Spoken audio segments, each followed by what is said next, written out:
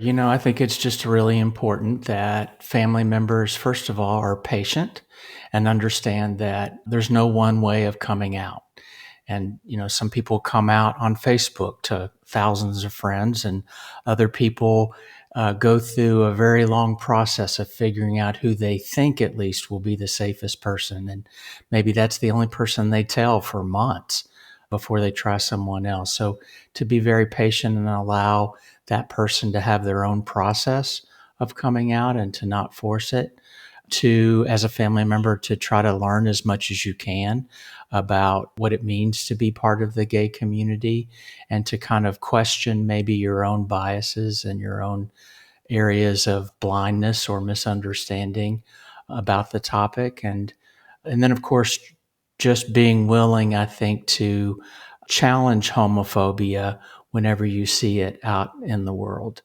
When a workplace person tells an off-color joke or makes an anti-gay comment or just even a microaggression, having the courage to speak up and maybe even express that you have a loved one who's gay. Welcome to Therapist Uncensored. Building on decades of professional experience, this podcast tackles neurobiology, modern attachment, and more in an honest way that's helpful in healing humans. Your session begins now with Dr. Ann Kelly and Sue Marriott.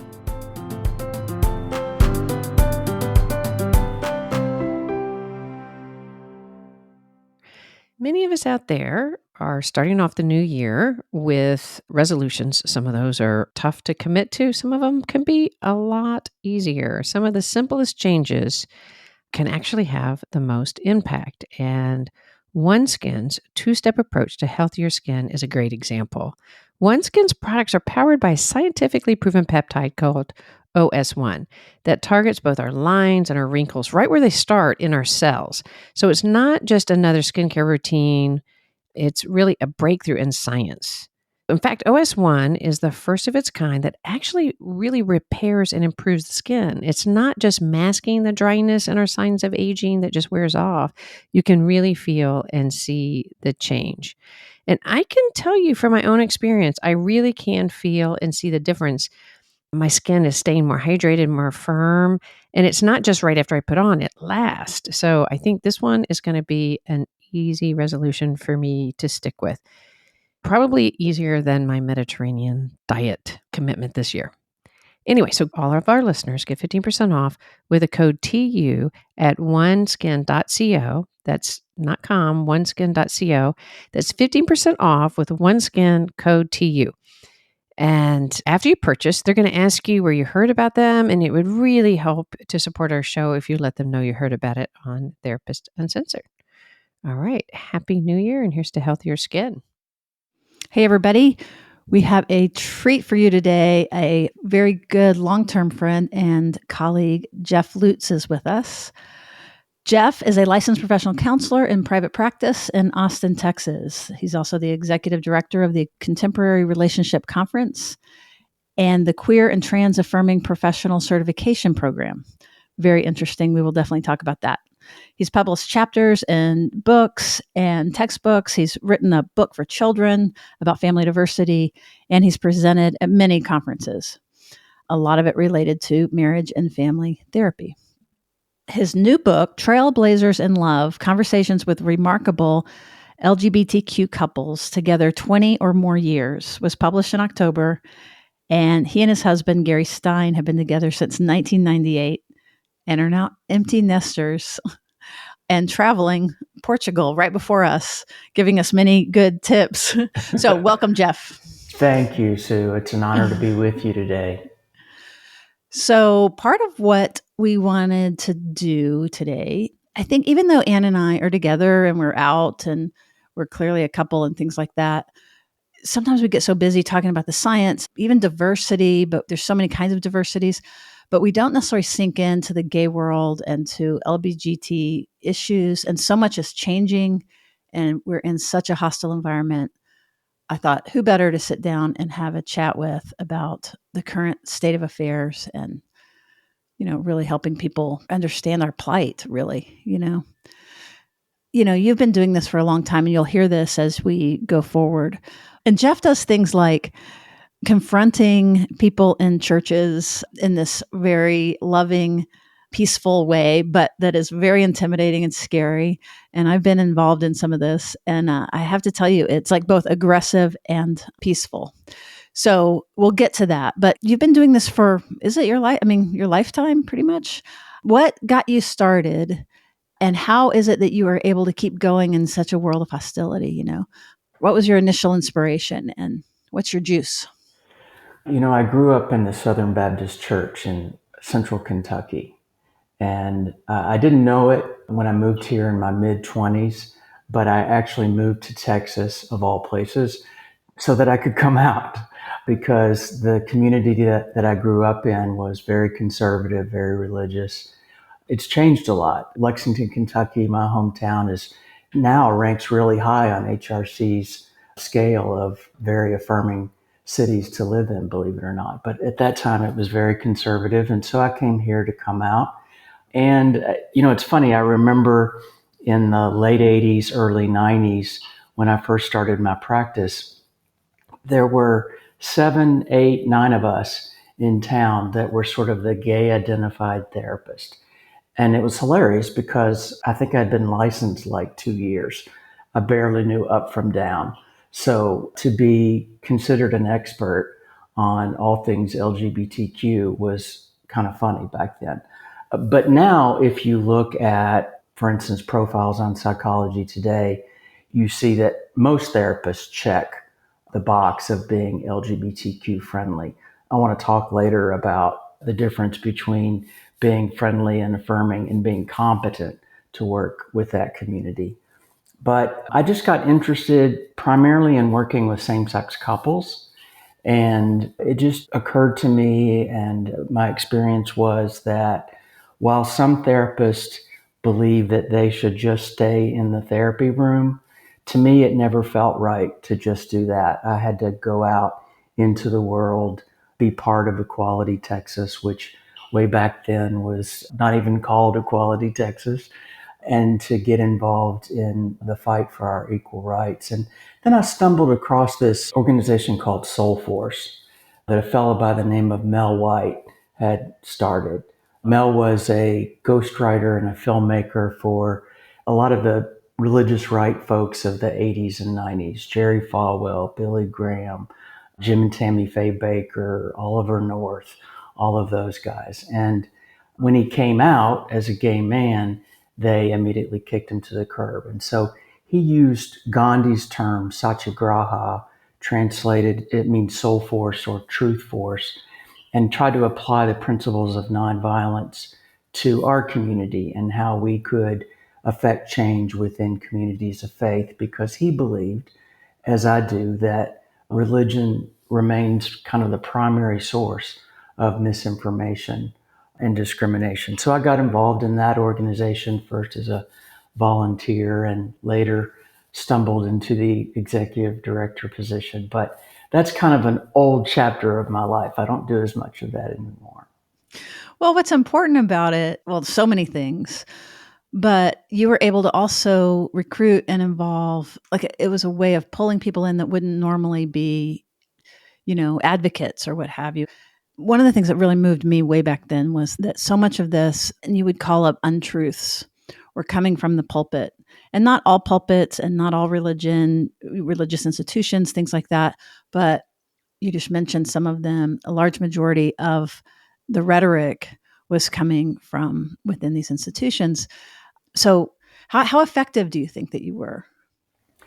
We used to joke that sometimes we weren't sure if we were changing others at all, but we were changing ourselves. And that was part of it, standing on the front lines, risking arrest, sometimes crossing over a line where we knew we were going to be arrested, was part of strengthening our own sense of self. And, I think that has a ripple effect in terms of the work that we do in the world. There are many stories in which I think we did affect change. I remember taking a bunch of queer families, some with children, some without, and we went to 6 of the biggest, largest mega churches in the country. And one of those churches, he's not there anymore, but Bill Hybels in Chicago, started this mega church that has branches all over the country. People in religion would know that name. And we had a meeting with them, and you just sort of didn't feel like it went anywhere. It was back and forth, our beliefs, their beliefs. But when we got done, the second in command of this big, huge mega church with tentacles that go out all over the country came up to me and he said, "Jeff, we believe marriage is between a man and a woman. And we believe that the Bible says this and that and the other about same-sex marriage. But what you are doing with your children is from God." Because he had seen us with our children and all the other families with their children.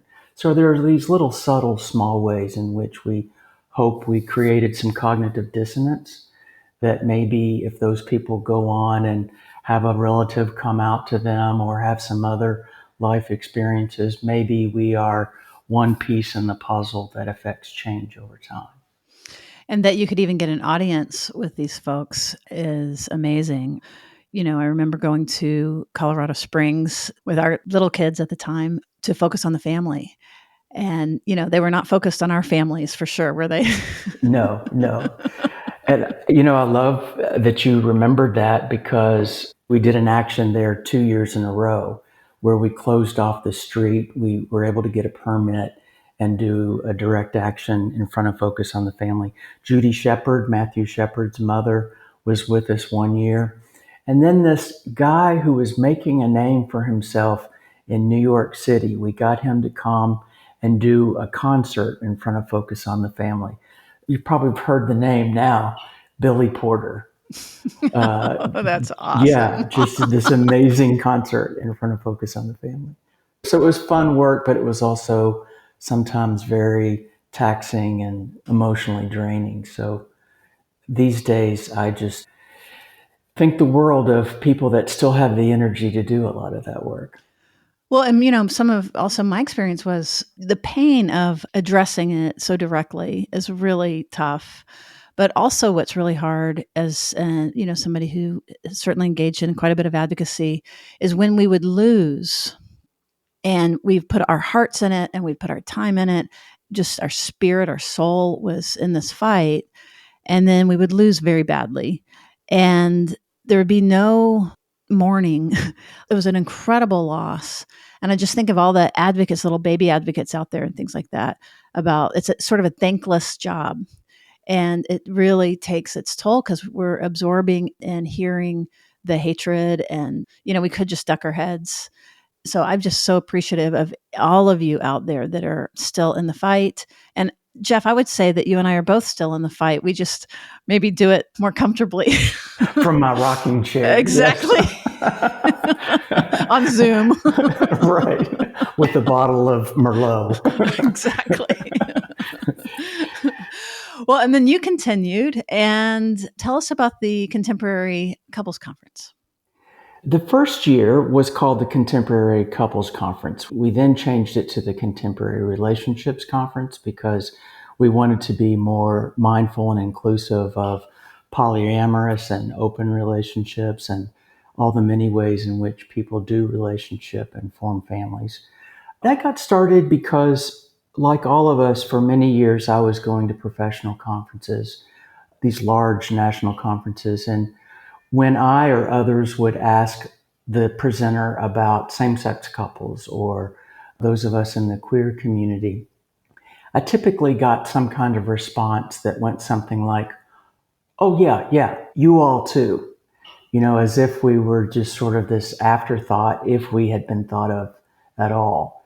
And so I really wanted to create a space in which we could talk about our relationships among those in our community, queer therapists and allies who just sort of got it, and where we could just be ourselves and talk in a more transparent way about some of the issues that affect us. So I started putting it together in 2013. I believe, Sue, you presented at the very first conference in 2014. I'm not sure if it was the first one, but yes, I was definitely at least cheering you. Yeah. I didn't know if it would take off, but here we are about to do our 11th one. We did 6 or 7 years in Texas, several years in Austin, a couple of years in Houston. Then, of course, during the pandemic, we were virtual like everybody else. And this year we went to my alma mater, the University of Kentucky. And this coming May in 2024, we're going to the University of Cincinnati, which I'm excited about. So, yeah, we welcome people to join us. It's contemporaryrelationships.com.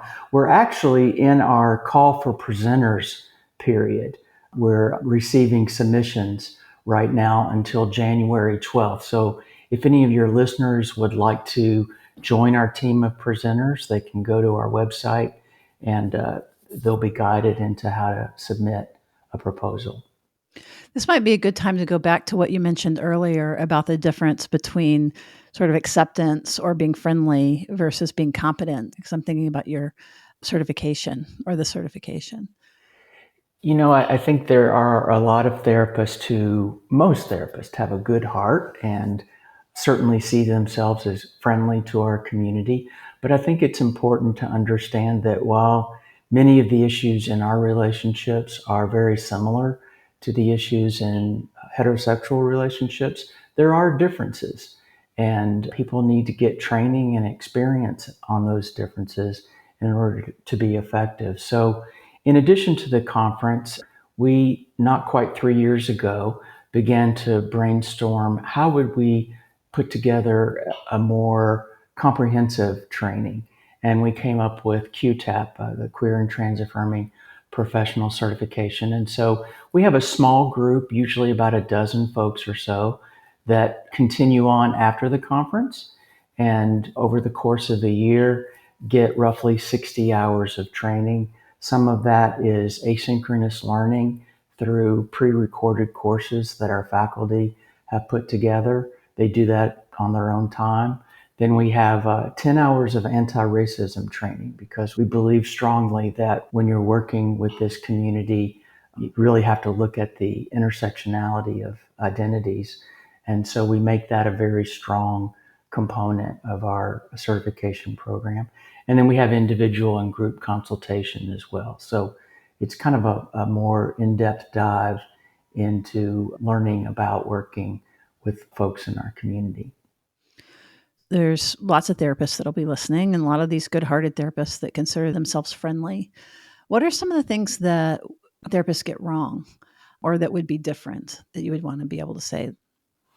First of all, understanding and being generally aware of some of the terminology, cisgender, transgender, polyamorous relationships, open relationships, pansexuality, just learning about those terms are important.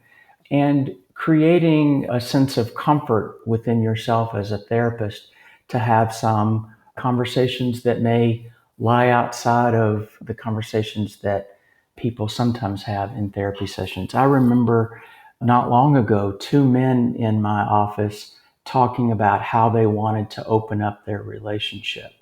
And I was so struck by the fact that here were two guys talking about having sex with other men, and it was one of the most intimate, open, transparent, and loving conversations I think I've ever witnessed. And the irony, right? And I think some therapists might have been unsettled by that or not known quite how to handle that. So part of it's just experience and being able to sit with feelings that come up as you do that work.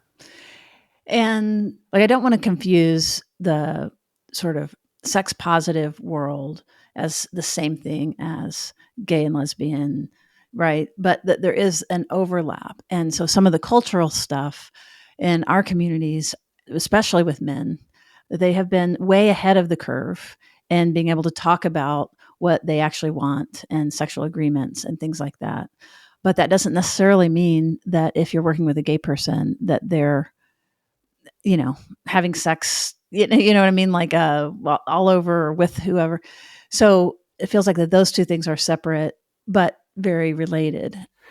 They are, they are related, but they are separate. I can't remember why. I think I was putting together a PowerPoint or something, but 7 or 8 years ago, I looked through my caseload and all but one of my same-sex couples were monogamous. And all but two of my straight couples were polyamorous. And that it kind of surprised me. It was like, whoa, I thought that would be the other way around. But Austin is a very progressive city, and so it wasn't the case. I'm sure that has changed back and forth many times over the years. But yeah, they are very different things. I think part of it is to remember that until 2015, marriage was not an option for those of us in our community. And so we were sort of forced to look at ways that we could connect and relate, perhaps before the general population. But I agree with the intimacy of having those kinds of conversations with your partner. The institution of marriage sort of seems to convey a certain security, the embeddedness of it, the financial things like that. But there's something about the polyamory community that, we can learn from around being able to talk about boundaries, being able to talk about what you really want that you might not can have in this relationship, possessiveness, all of those things then get exposed and are able to be worked through.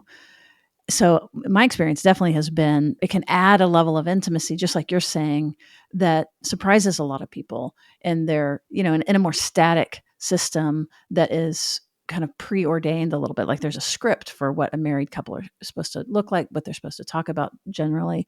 And I had an interview with Jessica Fern, who published Polysecure. It was really interesting. And I encourage folks to continue to learn about that in their competence and with all of these things.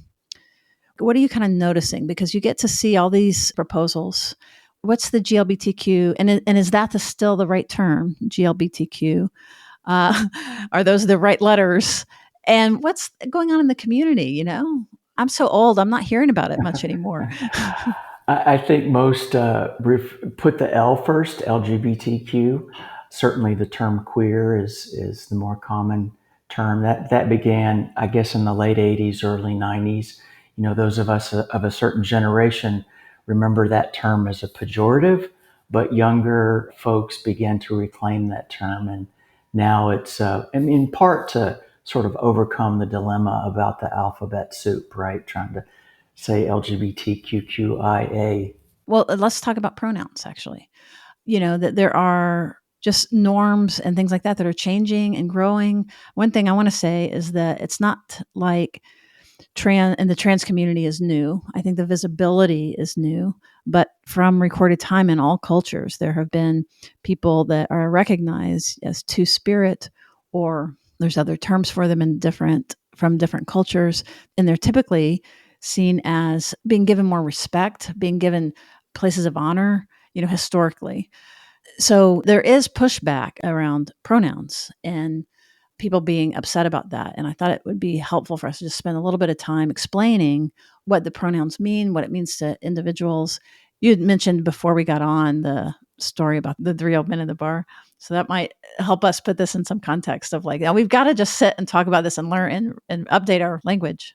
Yeah, there's a hilarious video that's floating around, and it's 3 gay men in their 60s or 70s sitting across from 3 young men. It's not a scripted video. It's an actual video that some researchers did. And they're sitting across from 3 gay men in their 20s. And these young gay men throw out some terms, and the older gay men have no idea what they're talking about. And I think they did a little bit vice versa as well. So the terms are constantly changing. And I'm sure there's language and terms that I, as an older gay man, am not quite hip with. But you're right, it's constantly moving and changing. And the pronouns are important just because I think for many years, people felt misgendered and they weren't able to correct that. They had no way of saying, no, that's not how I really see myself. So being able to put the correct pronouns in their bio, in their email chain, wherever they need to do, has been a really powerful way of reclaiming that part of their identity. I also think the pushback about pronouns has to do with all that the attack that we're seeing on the trans community right now. The trans community is the gay and lesbian community from 10, 15 years ago, right? They're still attacking the gay and lesbian community, but they know that public opinion has largely shifted in our favor. And so trans folks are the new thing that they can go after in the culture wars. And it's terrible in places like Texas. Just in September, Texas passed a ban on hormone therapy and puberty blockers for trans youth. There was talk about coming after parents and providers who were affirming of trans youth. I mean, if that day comes, I'll just give them the handcuffs and say, lock me up. Yeah, it wasn't just talk. Like I think about that initial case at Child Protective Services where one of their own investigators was investigated. And I've seen a big exodus of people that either are parents of, non-binary children. It's really, really, really scary. Very, very intimidating. All of my trans youth in my practice whose parents are affirming have sort of a backup plan, like where they're going to go to if things get worse. Oh, So, yeah. so painful. And going back to pronouns for a moment, part of what is so important, I think for one, part of the importance of it is like when we're growing up, nobody's wondering, back in our day of like, oh, I wonder if she's going to be gay, or I wonder, you know what I mean? Like there's a projection of what I'm going to be. And that's still true about gender. So that people that aren't identifying as their biological gender aren't getting language back to them that is affirming, that feels right. And a lot of times they don't know it. So the idea of then at some point recognizing and having a language that fits then becomes so life affirming and so then utterly, utterly important. There's some research showing, that of course, because of the discrimination and this erasure. And, I think some families that are okay with gay people, if their child was trans, it's a much more difficult than if they're gay. So as far as, families being the primary source of support, it's still more likely that a trans individual is going to be rejected than anybody else, really. And so the suicide rates are higher, depression, just violence in general, being beaten up, being murdered, especially if you're Black, trans woman. But there's also research. What's important is that if you do use their chosen pronouns, if you do use their name that they would like to be called, that just having spaces that affirm them in that way reduces some of those symptoms tremendously. And we talk about kind of raising the bar of security. It's a very easy thing to do, even no matter where you come from, where you're listening from. Just like if somebody's name is David and they want to be called David, like just call them the name that they want to be called. Even I know it's uncomfortable for you, but just think about your discomfort compared to the risk that they are taking and trying to express themselves in a way that is often not welcome in our communities and in society. That's right. So Dead naming can be incredibly painful too. Yeah, and say what dead naming is. Well, dead naming is just calling somebody by the name that they used to have before they changed their name to fit their gender identity. And, I have let's see, how do I say this in a veiled, protecting confidentiality way? I have a young trans woman who went to a conservative high school and really struggled with depression. Now in college, a progressive university, and is just flourishing because they're able to, from day one, and that's part of the dilemma. If in the transition, you're known by family and friends, and then you make that transition, it's just hard for many people to remember, especially early on, to call you by your preferred name. So when they get into environments where it's just not an issue and no one ever knew them any other way, it's incredibly freeing for them. And just it's been amazing to watch this young woman just take off and excel. A grade point average that I can't even fathom. Yeah. That's wonderful. And that, it takes like even affirming people, there is a learning curve. The idea is if you do misgender someone, not to make a huge deal about it. I don't want to say what everybody wants, but you're in a better position to speak to that. So if, somebody's trying to get it right but messes it up or continues to mess it up, like what's the appropriate? I think it's appropriate to apologize and correct, but you're right, not go on and on about how sorry you are, but just Yeah. and then try to Yeah, get it don't make right it the about next you. time. Yeah, Right. don't make it about you. Exactly. Right. Or how hard it is for you, or, a lot of times Exactly. we unintentionally do that. Right. The other thing that I try to do is thank them, because it is a burden for people to have to continue to correct or teach or kind of bring us along. And it is our job. So when somebody's kind enough to update me, it's like, thank you, thank you, thank you. And sometimes they may not be strong enough to correct us. So we need to remember that. And even if they don't say anything, if we catch ourselves to correct, because they just might not be in a place that they're able to say, no, actually, this is my name or this is my pronoun. Yeah, that's right. So just a little bit more about the difference between non-binary, somebody who's somebody whose pronouns become a little bit more creative, but that they're not necessarily trans. There might not even necessarily be non-binary. I don't know. Like, what's the difference there? Like, I'm thinking especially of kids, teenagers, things like that. Right now, you really do get to explore your sense of yourself and your gender. I mean, it was never a question before. And so someone who may say that they identify as something not just their birth orientation, right? They're both not what they were assigned at birth, doesn't necessarily mean that they're a trans individual. That's right.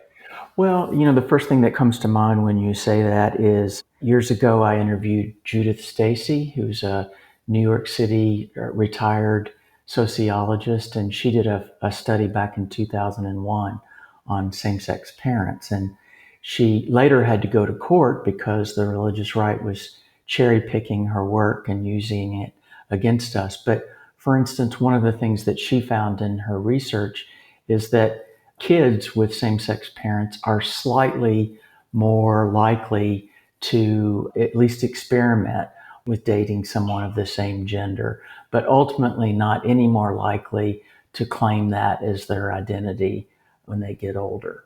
And so, yeah, I think it just, if you're in an affirming environment in which you can really explore who you are, you're going to do that. If you're in a less affirming environment, then you're going to stay hidden and impersonate somebody that you're not. So, yeah. That brings to mind, I think it was with you, that didn't you and I interview John Gottman about his research on long-term couples? We did, Sue, and I was thinking, I'll never forget it. I talk about it a lot because it was the Friday after the Tuesday 9/11. It was a training in Dallas, and all the flights got canceled that week.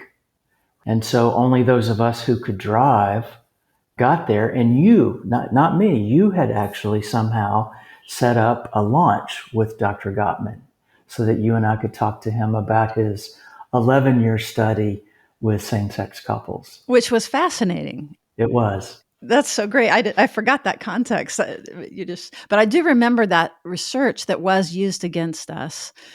Really fascinating. And, just as a quick reminder about that research, it was some very cool things, but really what came out was it's less about being gay or lesbian or anything like that. It was about gender. So two men together do have different characteristics, and two women together can have different characteristics, around sexuality, around emotional expression, but that ends up being quite separate from sexual orientation. That's right. And I see that in my office all the time.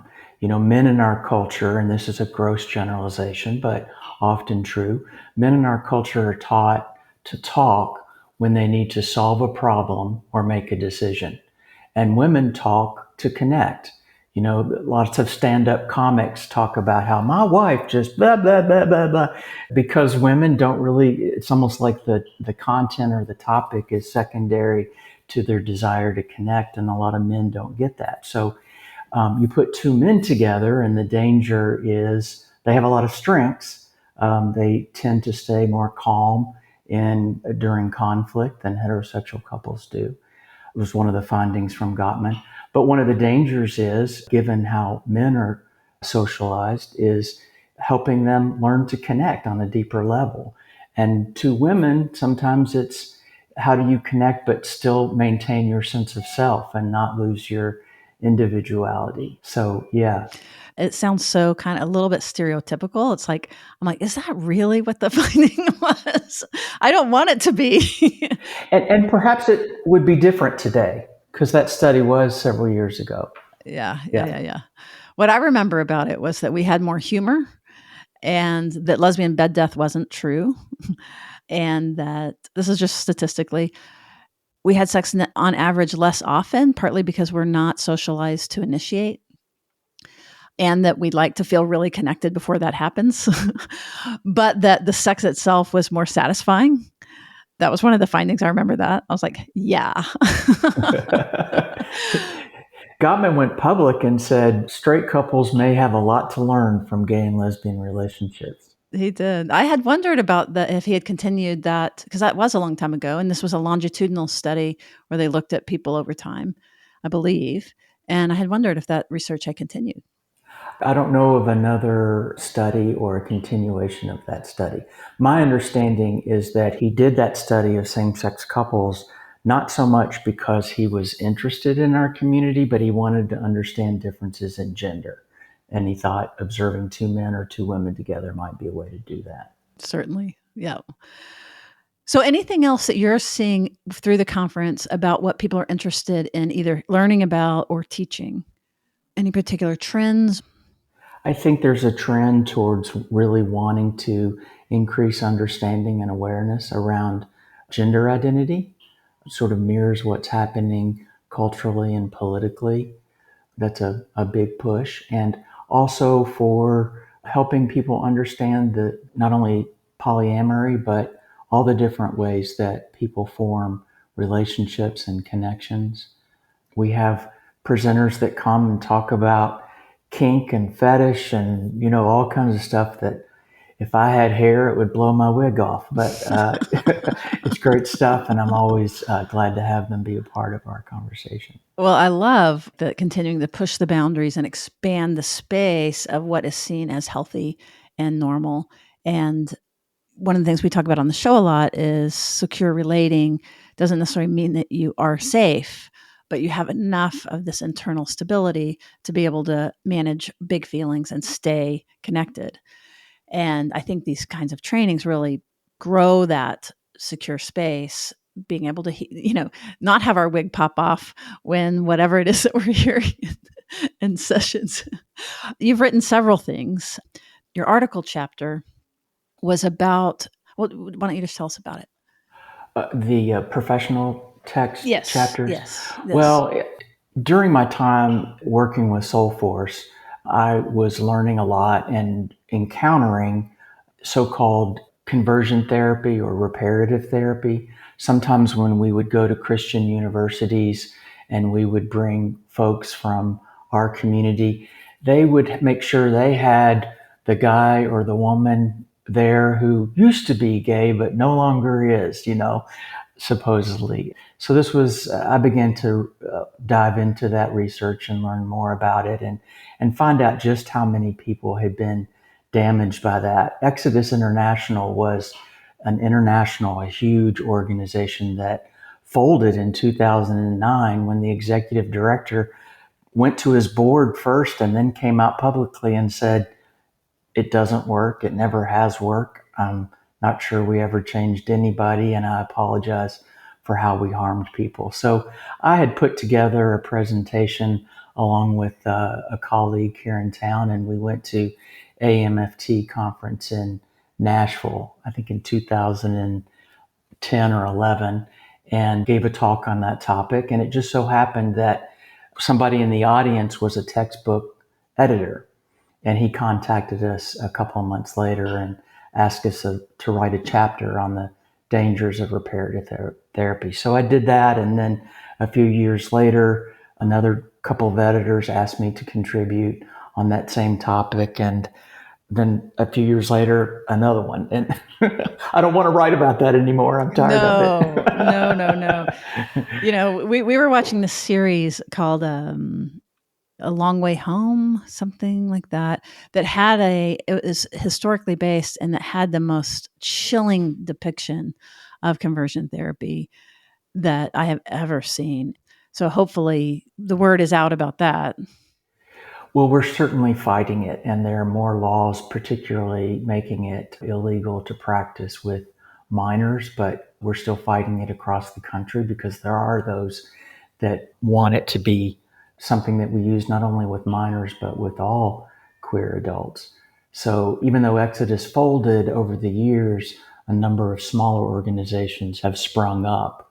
So it's still very much with us, and we've got to keep alerting people to the dangers. Yeah, because it would be like, let's say somebody's listening. So let's say you're a cis straight guy and you're listening. Basically, it would be the same thing as kind of being forced and brainwashed and with medicine and with very aversive techniques, scary aversive techniques, for you to shift your orientation from women to men. And if you can just even imagine the impossibility of that, it's the same thing, basically. That's how, there's no way that something like that is going to work from a soul perspective. One of the things I did during my time with Soul Force was organize a conference called the Ex-Gay Survivors Conference. It was people who used to call themselves ex-gay, but they had never had a place that they could come together. They found each other online and in different chat rooms, but they had never been able to come together in one space. And we had over 200 people come from across the country, some from the UK and Canada, just to be around other people for a weekend talking about what they had been through and some very moving experiences. Like we played some music and had them go up on a white piece of paper that had some prompts and write down whatever came up for them. And, some of them were heartbreaking, spending tens of thousands of dollars trying not to be gay. And we've got to keep fighting against that kind of dangerous misinformation. I'm just so touched by that about, again, you organizing something like that and how healing that must be. Then you continued to write and you got interested in a book on long-term same-sex couples. What inspired you in that direction? Well, it's nothing like the podcast that you do, but for a couple of years before the pandemic, I interviewed same-sex couples that had been together for a long time, and just decided a few years ago that I wanted to transcribe some of those interviews and add to them. And so I interviewed 17 LGBTQ couples that have been together. I think the youngest one, two women have been together 21 years. And then there are two women that are just shy. I think they're just before their 59th anniversary now.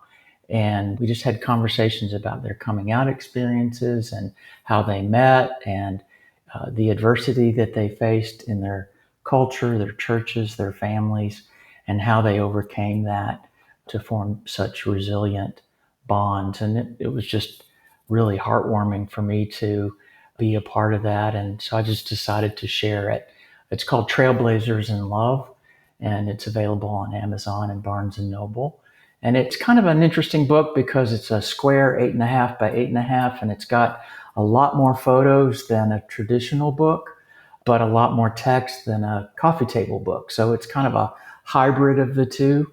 A lot of people are getting the hardback as a way to have a coffee table book. And the nice thing about it is you can literally just pick it up and read one chapter, one couple story, and put it down and come back and pick a different chapter later. So I did it because I still, even though it's gotten better, I still have so many, particularly young queer clients who come in and they say to me, Jeff, this guy I'm seeing, it didn't work out. I'm so frustrated. I just don't think gay relationships work. And then a couple hours later, invariably, I'll have a straight client come in complaining about the same things. I'm trying to meet somebody, or I was dating and it didn't work. But the difference is straight people never blame their dilemma on their sexuality. Gay people run it through that cultural shame piece where they feel like there's something wrong with us and our ability to form loving relationships. And, part of the problem is visibility. Folks my age are not down on 4th Street dancing at the gay bars till 2 a.m. anymore. We're out in the suburbs washing our dog. And so you don't know us. Okay, let me stand corrected. Me. I just went to a Beyonce concert. Lizzo. You are. I am girl. dancing. I am dancing. Go for it. But you're right. Sometimes the younger community doesn't see these long-lasting older couples, and so I wanted to tell their stories as a way of maybe sharing some hope and inspiring others.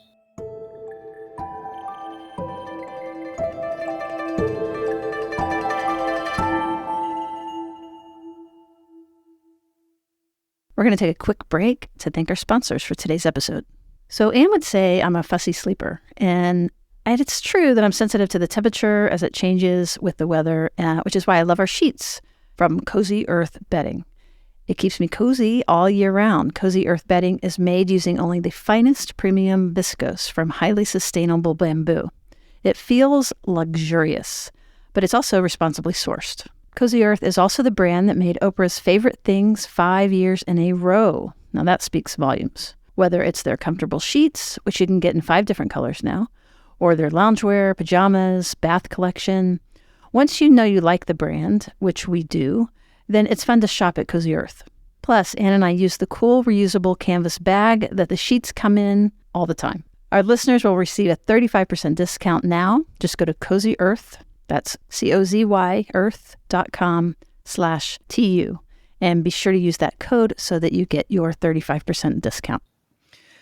We've just had such parallel paths, because I do remember I was the first intern at Out Youth, which is a local nonprofit for gay kids. And one of my memories of that is that those kids would come in, and it was coming from within the community too, around this high sexuality, particularly for the boys, high sexuality. It was this freedom, but that doesn't necessarily match where everybody is. And so there was kind of like, I'm either going to be in this very stimulating, highly sexual path, or I don't fit. And relationships aren't for me.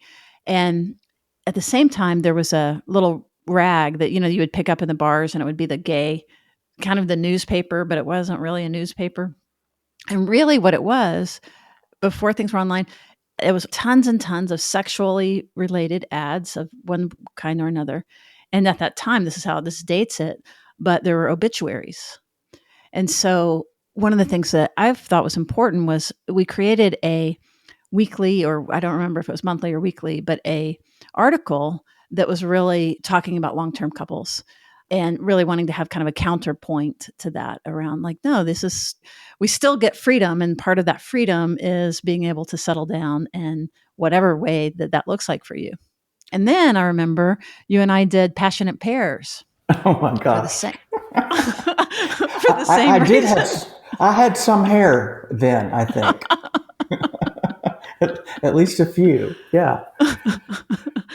That's right. But again, it was like these long-term these workshops for couples, like so this whole notion of, yes, intimacy and coupling can happen, does happen, already happens.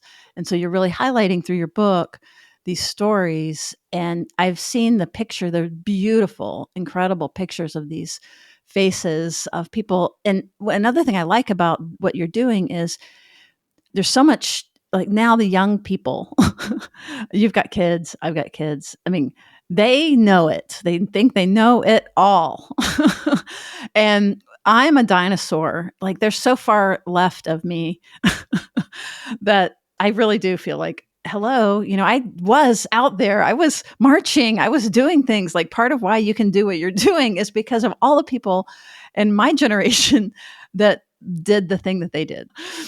So there is something about like, don't write us off. The chain of social justice is long, and everybody just has their one piece that they're doing.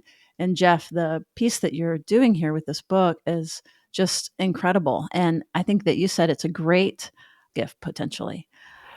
I think so. One of the things I liked about it is that these couples they were so vulnerable. They didn't try to act like they were flawless. Everything is in the book, from bankruptcy to affairs to addiction to rejection from family and being thrown out of churches. And the very first chapter is Lisa Rogers and her wife, Maureen, who Lisa was the co-founder of Out Youth that you just mentioned. And the very last chapter is Phyllis Fry and her wife, Trish, who unfortunately passed away just 2 years ago from cancer. They were together 48 years. Phyllis is the first openly transgender judge in the country. And her story of doing advocacy work back in the 70s just is amazing stuff. I mean, I remember how hard it was in the 80s and 90s. I can't imagine what it must have been like for her and others so many years before that. So I love the collecting these stories. And I really encourage, again, any of you youngsters listening to honor your elders, but also there's a lot of opportunity to collect stories here. And I'm thinking about even in Pride events and stuff like that, reaching back to some of you and people before us and really honoring and having them be part of planning the different event. You know what I mean? Like being able to cross those divides. There are forces that want nothing more than to erase our stories. That's right. To make sure that we're invisible. And so part of books like this and many others is collecting our history and being sure that we share those stories. So I was thinking, Jeff, if you could talk to the parents and the folks that have family members that might have somebody that is queer or gender non-binary that either they're having trouble with or that maybe one of their family members is having trouble with, can you speak to them directly and maybe give them some guidance and some thoughts? Sure. I think it's just really important that family members, first of all, are patient and understand that there's no one way of coming out. And, some people come out on Facebook to thousands of friends, and other people go through a very long process of figuring out who they think at least will be the safest person. And maybe that's the only person they tell for months before they try someone else. So to be very patient and allow that person to have their own process of coming out and to not force it. To, as a family member, to try to learn as much as you can about what it means to be part of the gay community and to kind of question maybe your own biases and your own areas of blindness or misunderstanding about the topic. And then, of course, just being willing, I think, to challenge homophobia whenever you see it out in the world. When a workplace person tells an off-color joke or makes an anti-gay comment or just even a microaggression, having the courage to speak up and maybe even express that you have a loved one who's gay. There was an example at one point of being able for empathy development to, to think about this idea of, I'm assuming heterosexuality right now, that you didn't choose. It's not like an active choice. And it's like, which one am I going to, I am choosing to be attracted to the opposite sex. And that to kind of channel the idea that it's the same thing and to ask somebody to be different, is that fundamentally different and strange, frankly. Yeah, the joke is I woke up one morning and thought, let's see.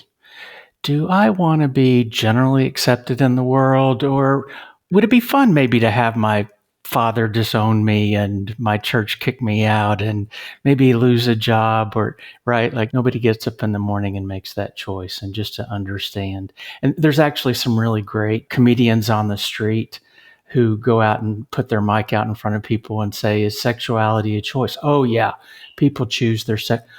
Okay, would you tell us about the process of when and how you chose your sexuality?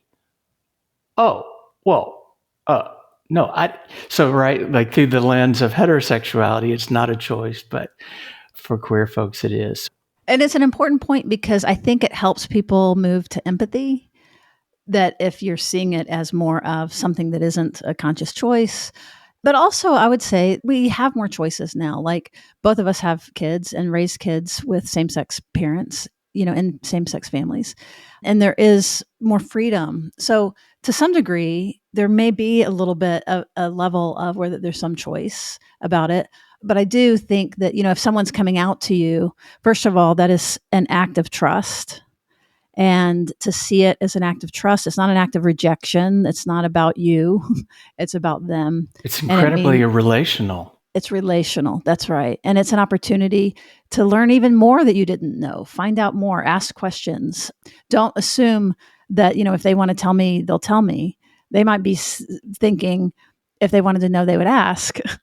So it's way better to make the mistake of asking, including, like, let's say, they've come out a little bit, but don't talk about it. Ask them if they're dating. Find out how it's going for them. Ask them how their friends are doing with it.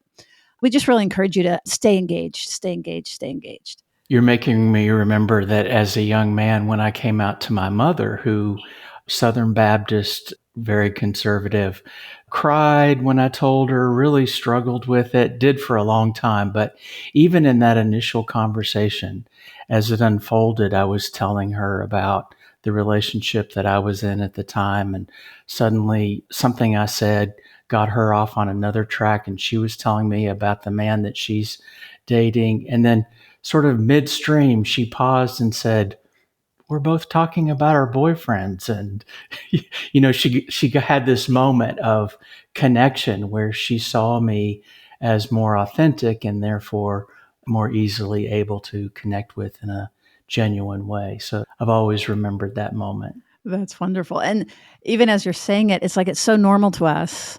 But I just had this pang when you were telling me about your mother kind of crying about it. Like, it's just normal. We know that happens. But when you hear it with fresh ears, it's like, how sad.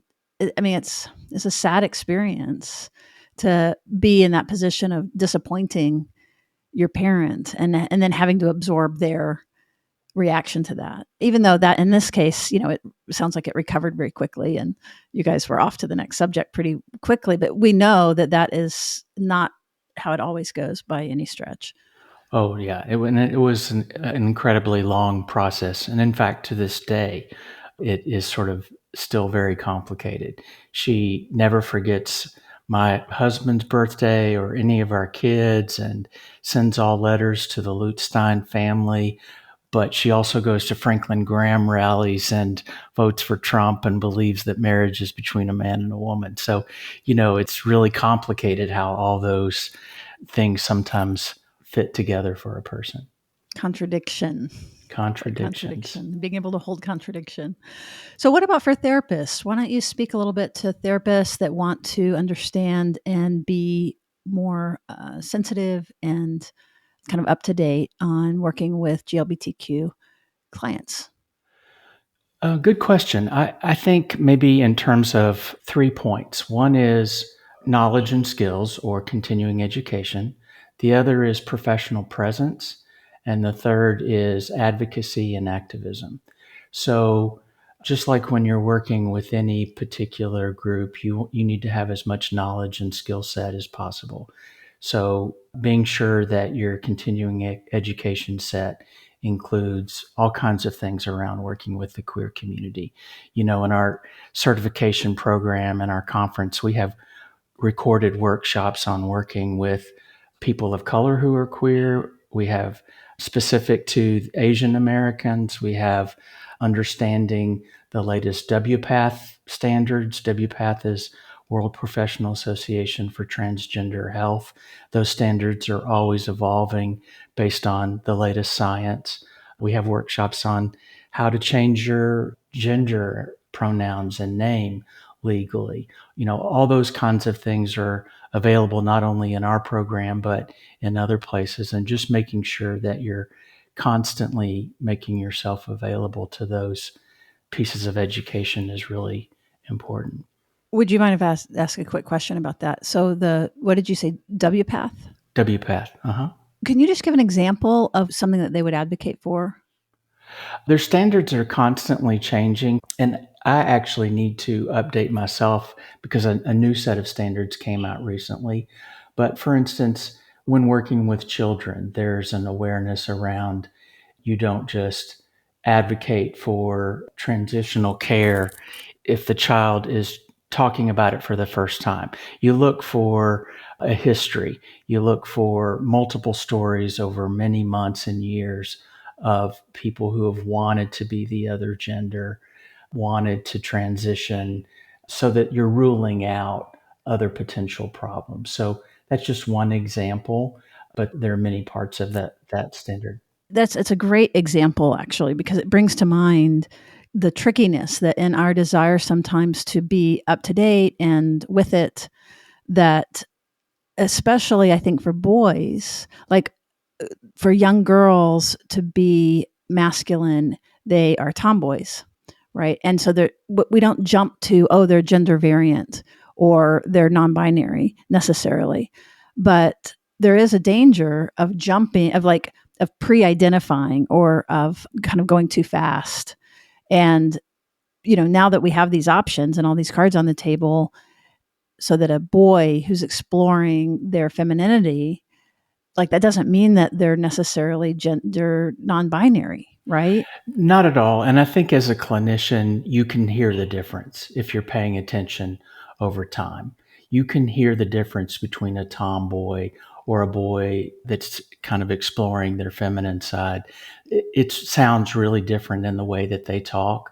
People who are serious about transition, who really are going through dysphoria, talk about it in terms of as far back as they can remember. And they talk about a lot of self-hate around the body that they're in. And they talk about a desire in a way that tomboys and those kinds of folks don't. So, And notice that there's no corresponding name to tomboy, right? There's not like interesting, right? Sally girl, or I don't know what it would be, but there's a little patriarchy in that, I think. But because there's no room, right? You're not supposed to be like a girl, but it's okay for us to want to be more like a boy. Good insight. So that was the first one. You had the three. Yeah, just making sure that you're constantly educating yourself. And to be quite honest, one of the reasons I love doing the conference and organizing it is I feel like I'm constantly creating my own education and my own CEUs, bringing in these great speakers that have so much more expertise in certain areas than I do. And I learn as much as anybody else does every year. Secondly, I think professional presence. How do you present yourself professionally? What does your website say about you? Do you say that you work with queer couples, but all your images on your website are heteronormative?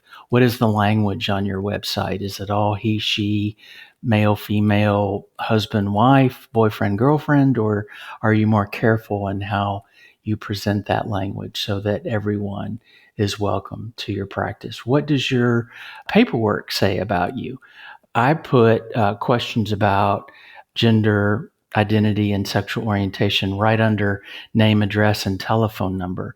And I do it not only as a question, but also a statement, right? Having the question that quickly in the paperwork says something about me and my practice.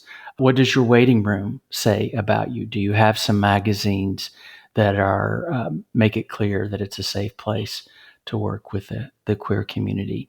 Do you ask about pronouns? I ask about pronouns almost the first thing. Like as we're sitting down and I'm starting my clinical interview, I will say, what pronouns would you like me to use?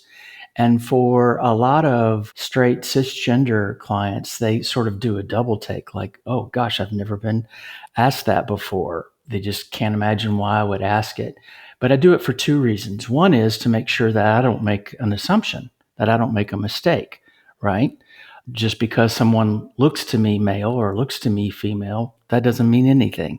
So I always want to be respectful and ask how they want me to identify them. And secondly, again, I'm making kind of a commentary, a cultural statement around the importance of asking about pronouns and being sensitive to that. So that's, maybe a few thoughts about how do you present yourself professionally. I love what you're saying about the photos and like representation and things like that. The thing that I worry about is kind of almost the reverse. It's like in efforts to show diversity and to show allyship, that I worry about, like intentionally finding images of BIPOC people, for example. And like at what point, I don't know, like that tension of this isn't going against what you're saying. It's absolutely true that people need to actually go find those images and make sure that those images are there so that people see themselves when they open the website. But just interestingly, I personally worry about the other side of it, which is trying to show something, you know what I'm saying, that like where it doesn't feel real or it doesn't feel genuine. Do you have thoughts about that, or do you know what I mean? I think I do. And you're right, it's a balancing act. And when I talk about images, for instance, I think there's an image on my website of two people holding hands, and it's really kind of hard to tell whether they're male or female. That's all I mean. It's not like I feel like I have to have a matrix with one interracial couple and one black couple and what, yeah, it's not like that at all. But just paying attention to what is the feel for my site and is it open and welcoming to all people? Thirdly, I think that the final piece is advocacy and activism. And there are probably some therapists that would disagree with me about this, that think, our work is in the office.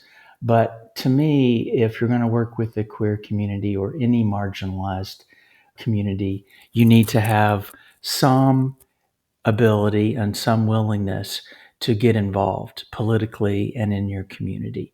So that just means things like calling your senator, calling your representative when there are anti-gay bills, learning the resources that are out there in the community that you can refer people to, attending rallies and marches to educate yourself and also show your support for that community. I think clients feel the difference when we're involved versus when we are not. And there are a lot of therapists that see themselves as affirming, but I think you have to get actively involved in order to be your best version of yourself as a therapist. I love what you're saying. And what you said earlier about calling people out or calling people in when you hear off color things like that, like that's another version of kind of advocacy. And Absolutely. the other advantage of that is it also helps you continue to be more and more comfortable with difference, with the language, so that you're not shocked. That is an important, so that you're really embodying this welcoming message because you've heard it and you know how those things sound, or you know what I mean, that like you really are there, and it again, that it's not performative, or it's not like you want to be but you can't quite say the word gay, or it sticks in your craw a little bit when you talk around it, but that you're able to just say queer, gay, whatever it is, and like ask pronoun, like being able to ask pronouns without blinking, or respond to someone's request for a pronoun shift or a pronoun that you don't expect, and being able to be appreciative of, oh, thank you for letting me know that. And that's a process. So I think what you're saying is like by getting more involved and really showing up and doing the rallies and paying attention to what's happening in the community, that is a way to kind of internalize it more and take it into your body and make it more comfortable. And to the extent that we're comfortable, those of us who identify as queer, who are our clinicians, to be as out and visible about who we are in the world so that we can create a safe path and a safe space for others. That's also really important. I've noticed recently, I don't think I've said the words "I'm gay" to anybody in 25 years. But I say all the time, my husband and I went and saw this really interesting movie. I just came out, Yeah. right? Yeah. There's lots of ways to do it. Little pub around the corner, a lot of conservative folks I go to on occasion, and I do that quite a bit. It's just my way of punching holes in heterosexism. Yeah. I mean, Ann and I being out here and just being who we are, we're not waving a flag or whatever, but we are, right? Like just the personal is political. So it's important. Going back to intersectionality for a moment, because it's just such an important subject, because it would be so nice if we were just only gay or only one thing. But for many, many, many people, there's multiple marginalizations and it can get very complicated. And I think that you're in a unique position with the conference that is beautifully diverse of kind of boots on the ground about how all that's going. Can you speak at all to your experience related to intersectionality, BIPOC, kind of crossover with race, with culture, with specifically the different marginalized identities and how that plays out? Yeah, it's just really important. I am a gay, white, cisgender male. So I have some personal understanding of what it feels like to be discriminated against based on my sexual orientation. But I'm also white, and I'm also male, and I'm also cisgender, And you also you could pass. and I could pass. And I have privilege. Well, thank you. Some people might disagree, Sue, about whether I could pass. It depends on how long they hang out with you. I'm getting over a cold, so my voice is deeper than normal. Yeah, right. Those that know me would not say I pass. But thank you for that, Sue, I guess. Well, you could if you wanted to, if you needed to. Like if you were in a dangerous environment or something, right? Like, which matters because some people cannot. They don't have that choice. That's right. In fact, I did a couples workshop years ago. It's always stuck with me. Two Black lesbian women who were a couple, and they talked about how, when they step out into the world every day, the first thing that they have to deal with is their color. They can choose to hide their sexuality if they want, or disclose that to who and when they want, but their color is visible and they can't hide that, and they wouldn't want to, but they have to deal with reactions to that and microaggressions every day. So, as a white male therapist, I have to really work hard at paying attention to how are all of my identities, all of the identities in my client interacting, and to ask good questions about that. My husband, for instance, is gay, deaf, and Jewish. So his experience as a gay man and coming out is different than mine, right? Because of different cultural variables and how he's been treated as a deaf man in the hearing world. So just not assuming that our experience of being gay is a template that can be applied to everyone, but really asking good questions and being curious and allowing our clients to educate and inform us about what their experience has been. It makes me think too of like for some people, identifying as gay would be, 10th on the list of how they identify. Whereas for others, it's more of a primary focus. And the differences about how that feels inside one's body is really different. So being able to be curious about the individual sitting in front of you, our preconceived ideas of whatever that is, like labels, you mentioned deafness.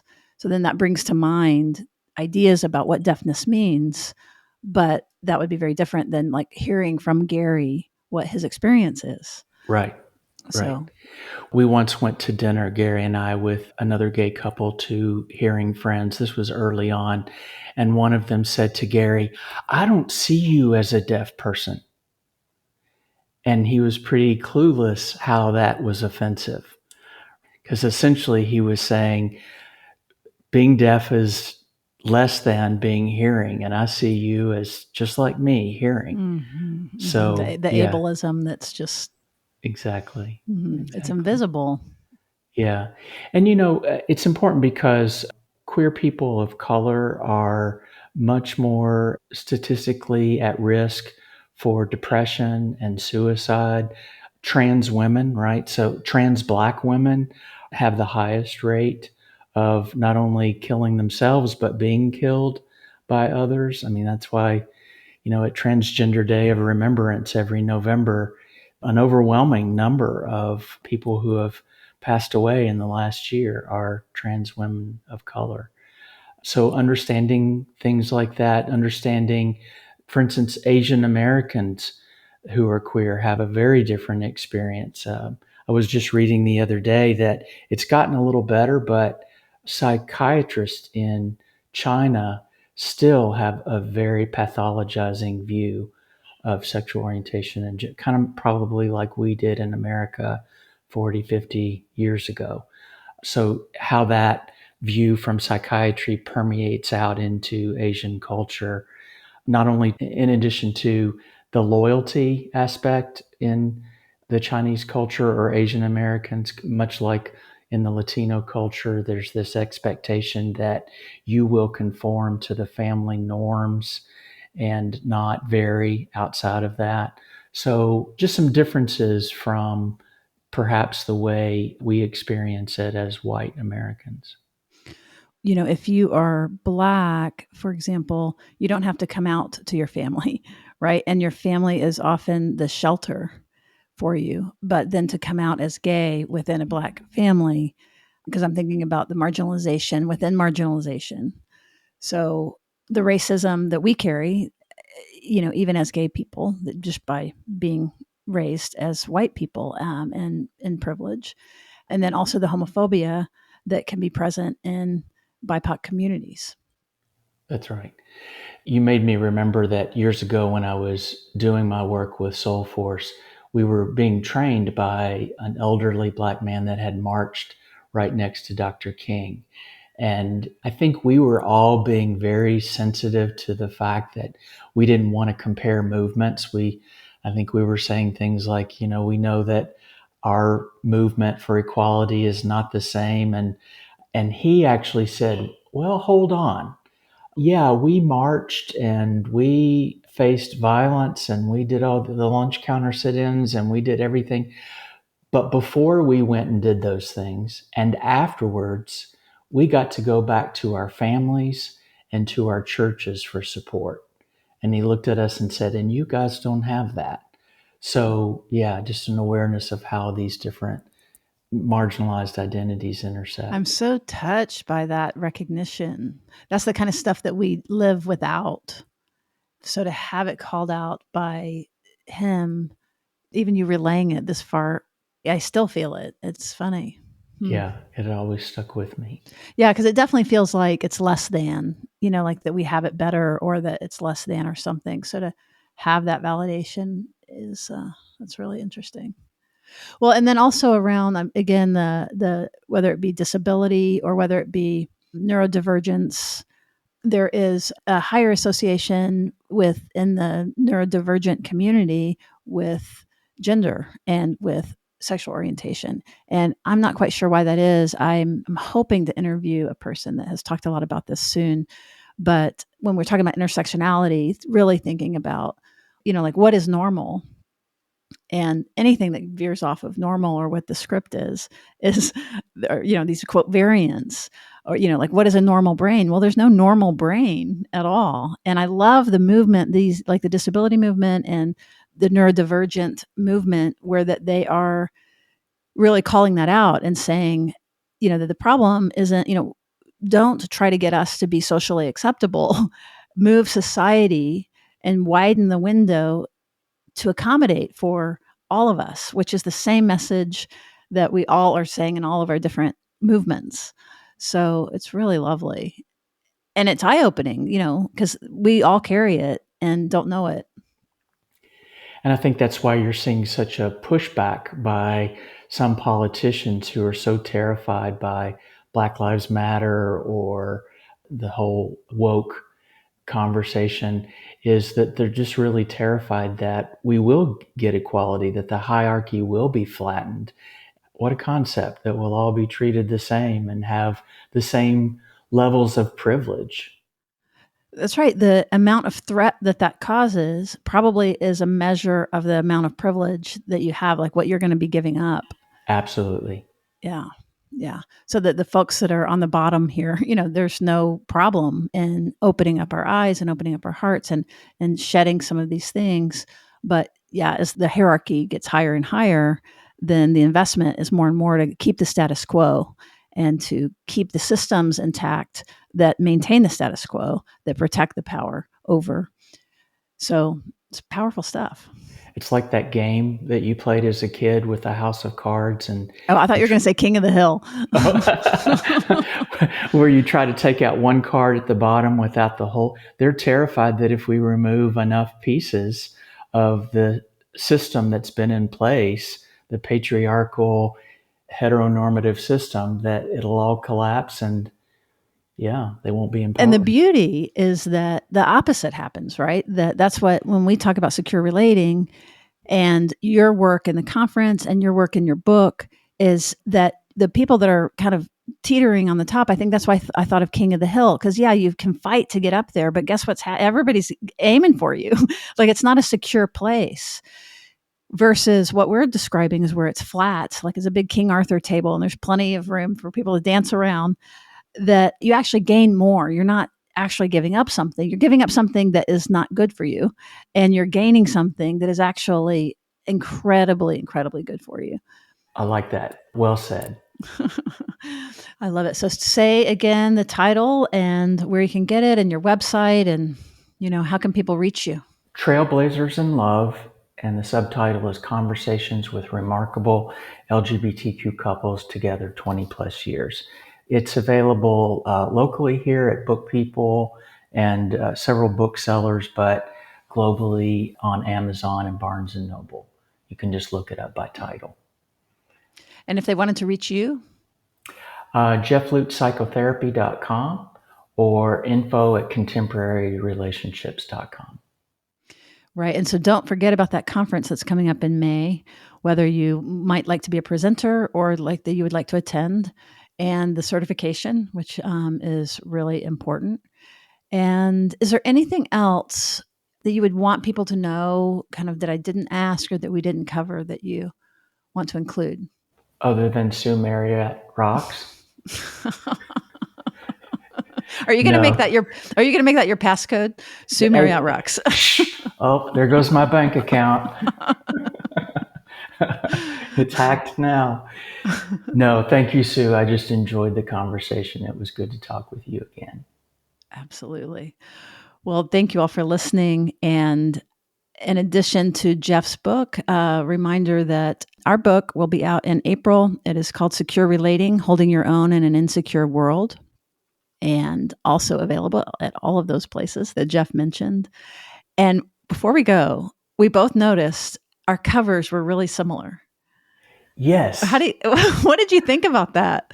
I don't know. Did you hire a book designer? Oh, this was all HarperCollins. This was all totally out of our hands. Yeah. I hired a book designer, and that's what she came up with. And yeah, it's and just then amazing. I saw a third one that had a little bit of that same. Somebody had sent it to us, and it's like, "What's going on?" I'm like, I think it's just great minds that think alike. There you go. That's it. We just gravitated towards each other. That's right. All right. Well, thank you very much for listening, and we'll see you around the bend.